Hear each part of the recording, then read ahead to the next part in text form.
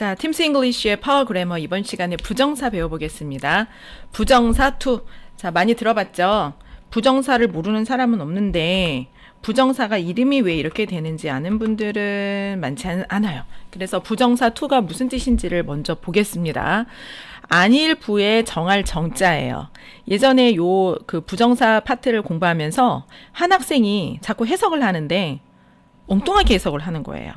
자, 무슨 말이냐면 여기 나와 있는 예문처럼 To drink milk is enjoyable. 그러면은 우유를 마시는 것은 뭐 좋은 일이다, 즐거운 일이다 이렇게 이야기를 해야 되는데 우유를 마시지 않는 것은 즐겁다. 자꾸 이런 식으로 해석을 하는 거예요. 그래서 왜 자꾸 여기 not이 없는데 왜 안 마신다고 해석을 하니? 그랬더니 선생님 부정사라면서요. 아, 이 친구가 부정문할 때 부정이랑 헷갈렸구나. 이걸 알았어요. 이렇게 하는 친구가 많진 않지만 있다라는 것은 그 외에도 있다라는 거죠. 실제로 또 그렇게 생각했다는 친구들을 봤고요. 자, 그래서 부정사라고 하는 거는 정할 수 없다. 그러면 왜 정할 수 없냐? 바로 밑에 설명이 나와 있습니다. 명사, 형용사, 부사 역할을 하기 때문이에요. 그래서 이 부정사 to가 가지고 있는 역할은 원래 전치사 to하고 동일합니다. 그래서 전치사 to가 어디 쪽으로 방향성을 나타내잖아요. 여기 산이 있으면 여기 새가 한 마리 쭉 날아가고 있으면은 산을 향해서 산 쪽으로, 그럼 to the mountain 이렇게 표현하죠. 그래서 아직 산 쪽으로 가고 있지만 목적지에 도착하지는 않은 상태.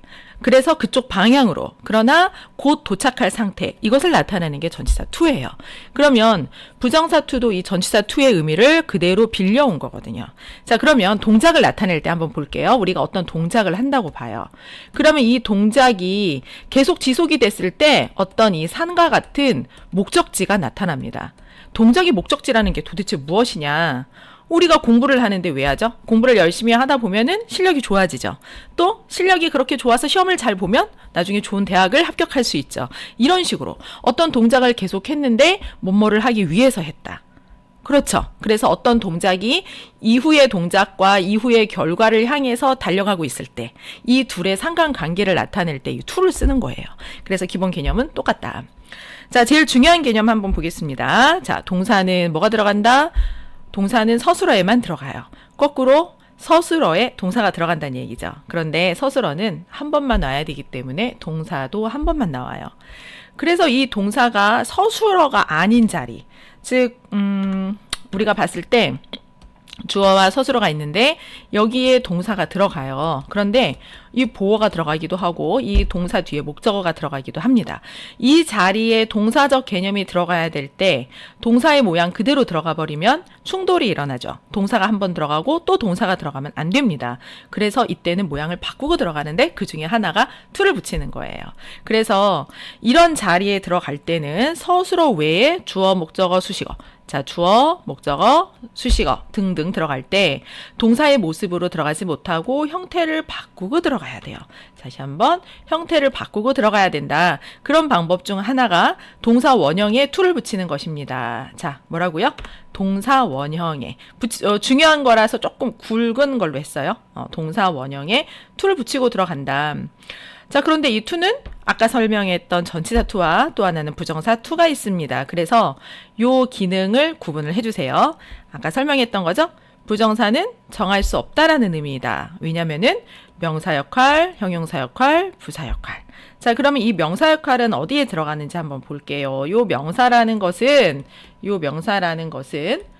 주어, 목적어, 보어 자리에 들어가요. 이 목적어 자리에 들어간다라고 하는 것은 to me 이런 것처럼 전치사의 목적어도 포함을 하는 겁니다. 그래서 요 세 가지 형태는 머릿속에 암기. 다시 한번 명사는 무슨 역할을 하냐면 주어, 목적어, 보어 이 세 가지 역할을 하게 돼요. 그리고 그러니까 여기 주어, 목적어 이렇게 들어가는 거고 수식어 역할을 한다라는 것은 형용사, 부사가 수식어가 됩니다. 이 수식어의 특징은 문장에서 없어도 되는 거예요. 다시 한번 수식어를 어떻게 구분하느냐? 없애보세요. 없앴을 때도 말이 되면은 일단 수식어예요. 자, 요 문장 볼까요? To drink milk is enjoyable. 아까 봤던 문장인데 우유를 마시는 것을 여기서 생략해 볼게요. 요거를 생략하면 is enjoyable. 말이 안 되죠. 그래서 얘는 생략하면 안 됩니다. 알겠나요?